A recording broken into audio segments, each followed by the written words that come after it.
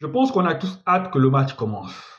Je pense que même les joueurs dans leur vestiaire doivent avoir des fourmis, voilà, parce qu'on a préparé le match toute la semaine, il y a eu deux choses. Là, je pense que les joueurs ont une seule envie, se retrouver sur le stade, s'affronter, jouer, et puis avoir au bout soit la qualification, soit la désillusion. Parce que les deux équipes méritent d'aller en finale.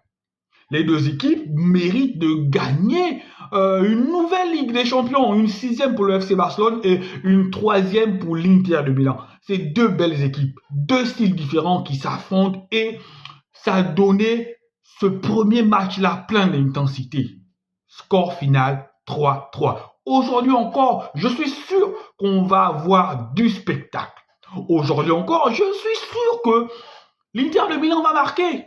L'Inter de Milan est à domicile. L'Inter de Milan va pratiquement prendre encore une fois de plus le FC Barcelone à la gorge. Parce que le FC Barcelone, c'est une équipe qui ne sait pas rentrer dans une partie. Le FC Barcelone et l'Inter de Milan a raison de faire ça.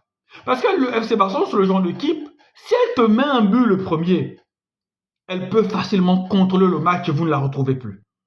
Si le FC Barcelone ouvre le score, vous avez peut-être 55% de chances de ne pas revenir.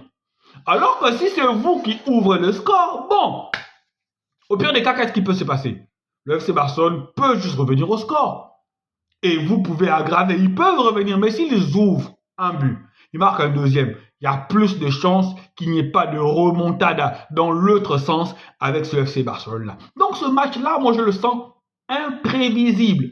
Il peut se passer beaucoup de choses, il peut se passer des dingueries de chaque côté. On a des bons joueurs, des beaux joueurs, on a des joueurs fantastiques. Et le premier round nous a montré que rien n'était acquis. Le FC Barcelone, de son côté, a des absences, parce que quand tu perds Alejandro Balde, tu perds Jules Koundé, tu as peur du gros. La défense n'est plus la même avec Eric Garcia sur le côté et Gérard Martin. La défense n'est plus la même. La défense ne sera pas aussi sereine. Je pense que Simone Inzaghi le sait. Il va jouer sur ça. Je pense que le FC Barcelone n'aura pas trop le temps de jouer sur le hors-jeu parce que les spécialistes avec lesquels ils le font d'habitude ne sont pas là.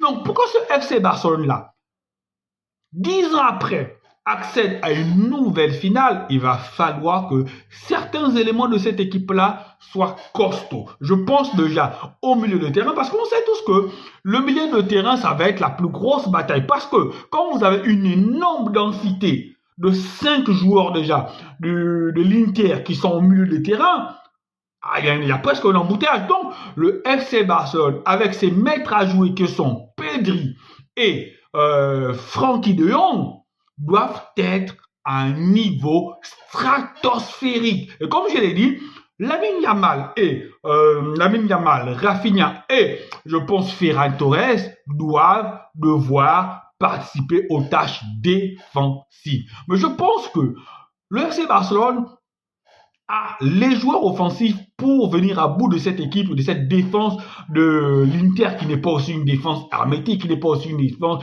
assurance touriste.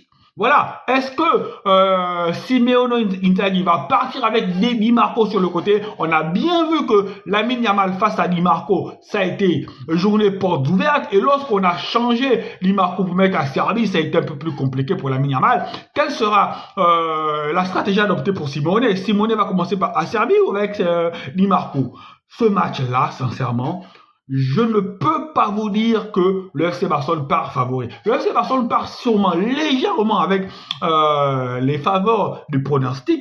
Mais les amis, les pronostics ne font pas un match. Les pronostics, c'est juste des statistiques, ça ne veut rien dire. Sur le terrain, la dramaturgie d'un match n'est pas celle que nous produisent les chiffres. Parfois, les chiffres se confirment, mais parfois aussi, les chiffres se font déjouer. Alors, amis barcelonais, soyons devant notre petit écran à 21h pour supporter notre équipe, pour la pousser, pour prier, même pour envoyer les ondes positives pour qu'on accède à cette nouvelle finale et qu'au bout de cette finale, au bout de cette saison, le triplé tant attendu soit au rendez-vous. Allez, ciao, ciao.